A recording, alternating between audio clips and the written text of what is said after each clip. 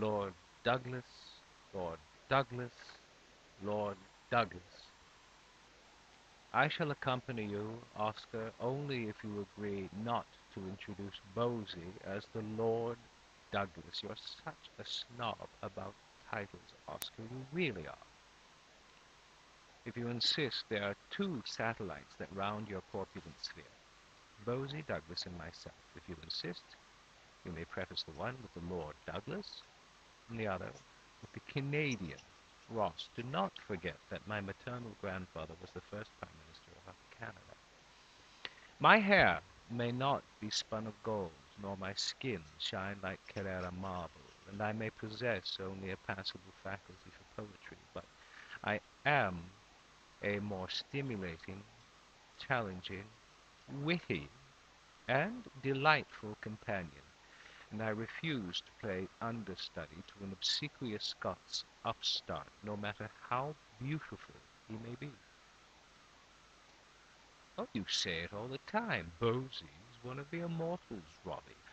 Bosie has inherited all the literary tastes of his mother, Robbie. His singing faculty ranks him amongst the greatest, Robbie. Did you know, Robbie, when Boy was presented in my sitting room, he blushed and blurted, "I've read Dorian Gray 9, 12, 14 times." A rather rare intelligence, I may add. Don't do that. I can hear you flicking ashes in your fern. Why are you perturbed? What's on your mind? He's given a jacket away to one of his rent boys. In and of itself, it's an uncharacteristic gesture of generosity. A love letter addressed to him by you.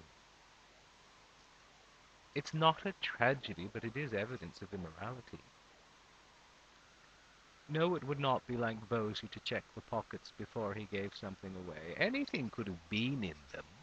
Monogrammed kerchief, tickets, keys, a cigarette case, a letter. You're more famous than the Bank of England man. Of course a rent boy will give him up for a withdrawal. Bosie should know that. He's been drawing on the same accounts for years. You're lucky. I say you're lucky that this fellow didn't go to Bosie's father first. Can you imagine? Alfred Douglas, what's this? It's a letter, father, to me from Oscar Wilde. See, it says to me right here.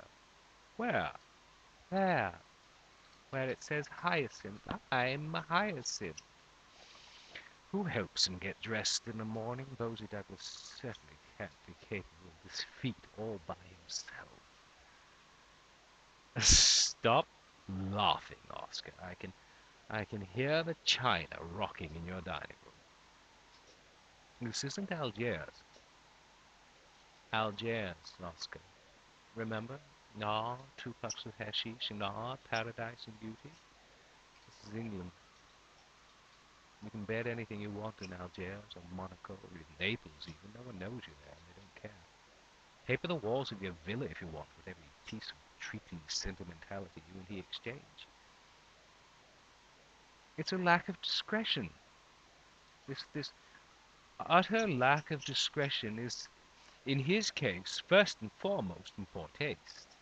And certainly Constance doesn't need to be humiliated with a public reminder that Oscar Wilde addresses Bosie Douglas in terms of affection you once ascribed to her.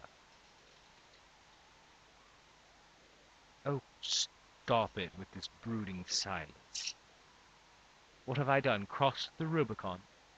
Broken your unwritten rule of never mentioning Constance Wilde and Bosie Douglas in the same sentence? I agree there are boundaries that deserve to be respected, and Oscar Wilde should not make excuses for Bosie Douglas's transgressions.